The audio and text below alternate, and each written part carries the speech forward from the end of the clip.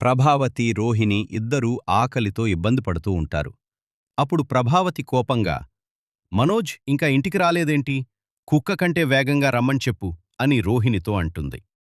ఇంతలో మనోజ్ ఇంటి ముందు నిలబడి, అమ్మా అని పిలుస్తాడు. కాని ప్రభావతి కోపంలో అతన్ని గుర్తుపట్టకుండా, ఇక్కడ నీకేం లేదు, మేము నీకేం బెట్టాం, పోవయ్యా అంటూ తిడుతుంది. ఆ తర్వాత దగ్గరికి వచ్చి చూసి అది మనోజని తెలుసుకుంటుంది. వెంటనే షాక్ అవుతూ, ఏంట్రా ఈ దెబ్బలు, ఇలా ఎలా అయ్యావు అని అడుగుతుంది. దానికి మనోజ్, నన్ను కుక్కలు కరిచాయి అని చెబుతాడు. ఈ విషయం తెలుసుకున్న బాలు చాలా కోపంగా ఉంటాడు. తన భార్యని ఇబ్బంది పెట్టినందుకు ప్రభావతిని ప్రశ్నిస్తాడు. చివరకు బాలు, రోహిణి, మనోజ్ కలిసి ప్రభావతితో మీనాకు క్షమాపణ చెప్పిస్తారు.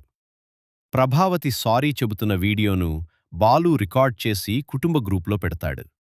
దీంతో అందరూ ఆశ్చర్యపోతారు.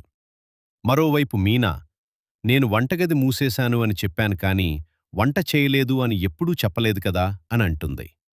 ఆ మాట విన్న ప్రభావతి, రోహిణి, మనోజ్ ముగ్గురూ వెంటనే వంటగదికి వెళ్లి భోజనం చేయటం మొదలుపెడతారు.